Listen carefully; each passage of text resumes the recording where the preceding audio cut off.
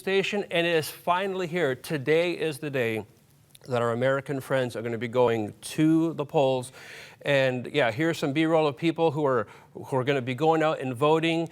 And people are wondering what's going to happen. We're not going to make any predictions. We're just going to see what happens. But all over the country, all over the United States, even churches are kind of they're getting involved, and they're putting up signs in their front lawn. And I think somebody on staff here found this really great picture about a prayer. Jesus is coming hopefully before the election. So there's still time. He's got a few hours to show absolutely. up. But, we might not know till midnight, so basically Jesus has all day to come back. He has all day. But till then, we have a show to do. So what's happening today? I have to say, though, I cannot remember a more hotly contested election than this one. Yeah. Matter of fact, I read that these are the two of the most unpopular candidates ever for president of the United States, according to the polls that they do. So it's going to be an interesting day. I went to sleep last night praying for our American neighbors. Yeah, same. Went to bed that way, woke up this morning saying, God, have your way. Let the right person be in power, and no matter what happens, God is sovereign, and the right person is going to get in. I think some people are going to have to remember that by tomorrow. But millennials are going to be voting this election, and they have a different way of looking at things. What's different about them? Yeah, millennials are really going to factor into the vote this year, is what the experts are saying, because millennials look at things much differently.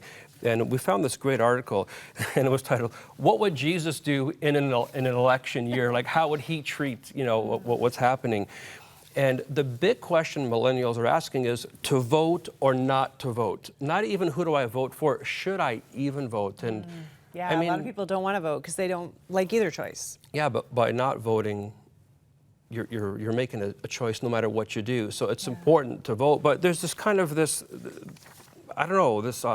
dilemma in the minds of millennials. They don't know who to vote for. And so what's becoming popular is they're calling it the anti-vote. Okay. So I'm going to vote for the person I don't want to be in power, kind of as a stick it kind of a thing. And I'm like, Lord, is that really the best strategy? What do you think? It's a very serious thing. Well, I think that voting, for me, anytime I voted, it's been a matter of prayer. And I take it very seriously.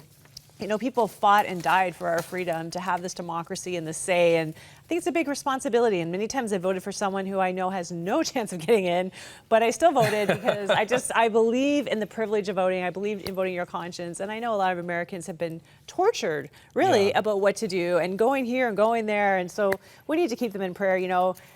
There's one a group of elementary students in New Orleans. The school is called Benjamin Franklin Elementary School, and they teach these kids about the election. They actually get them to vote.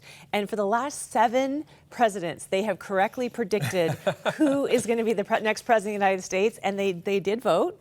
And do you want to know who they elected, or shall we keep that a secret? I think we're going to keep it a secret. Well, you can go online and find out, but they elected someone at 52%, so it was very close. We know this is very close. I think it's going to be like that. One other thing before we move on about this whole process of millennials.